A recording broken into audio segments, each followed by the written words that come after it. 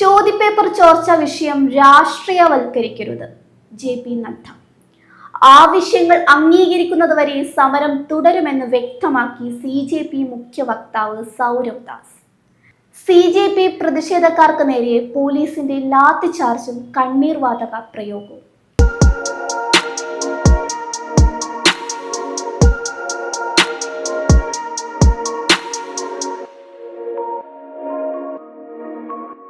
പരീക്ഷാ ചോദ്യപേപ്പർ ചോർച്ചയുമായി ബന്ധപ്പെട്ട വിഷയം രാഷ്ട്രീയവൽക്കരിക്കരുതെന്ന് കേന്ദ്ര ആരോഗ്യമന്ത്രി JP നദ്ദ.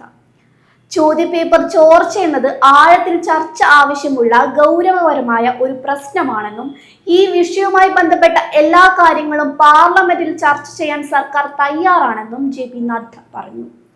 എന്നാൽ നദ്ദയുടെ പ്രസ്താവനയിൽ പ്രതികരണവുമായി CJP രംഗത്തെത്തി.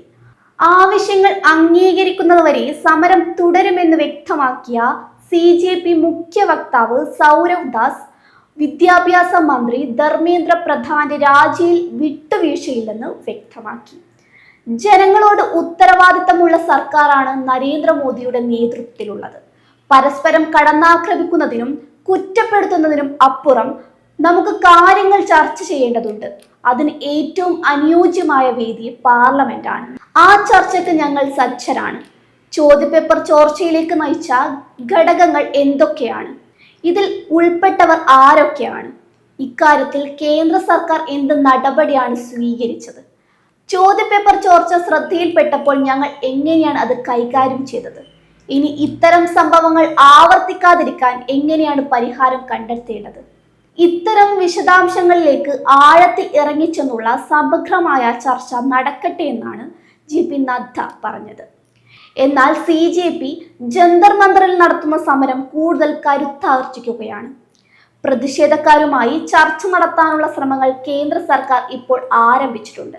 സംഘർഷത്തിന്റെ പശ്ചാത്തലത്തിൽ സമരവേദിക്കും പരിസര പ്രദേശങ്ങൾക്കും ചുറ്റും കൂടുതൽ പോലീസിനെ വിന്യസിപ്പിക്കാൻ അധികൃതർ തീരുമാനിച്ചിട്ടുണ്ട്.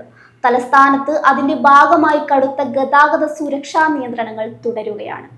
വിഷയം സഭ നിർത്തിവെച്ച് ചർച്ച ചെയ്യണമെന്ന് ആവശ്യപ്പെട്ട് പ്രതിപക്ഷ പാർട്ടികൾ ലോക്സഭയിൽ അടിയന്തര പ്രമേയത്തിന് അനുമതി തേടും. ചർച്ചയ്ക്ക് തയ്യാറാണെന്ന് കേന്ദ്ര സർക്കാർ അറിയിക്കുന്നുണ്ടെങ്കിലും ചർച്ച എപ്പോൾ ഏത് രീതിയിൽ നടക്കുമെന്നതിൽ വ്യക്തത വന്നിട്ടില്ല.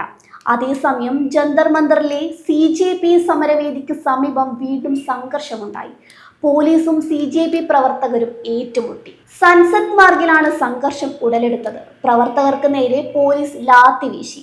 പോലീസ് വിദ്യാർത്ഥികൾക്ക് നേരെ കണ്ണീർ വാതകവും പ്രയോഗിച്ചു. സംഘർഷത്തിൽ 2 ACPമാരും ഇൻസ്പെക്ടറുമടക്കം 5 പോലീസ് ഉദ്യോഗസ്ഥർക്ക് പരിക്കേറ്റെന്നാണ് ദേശീയ മാധ്യമങ്ങൾ റിപ്പോർട്ട് ചെയ്യുന്നത്.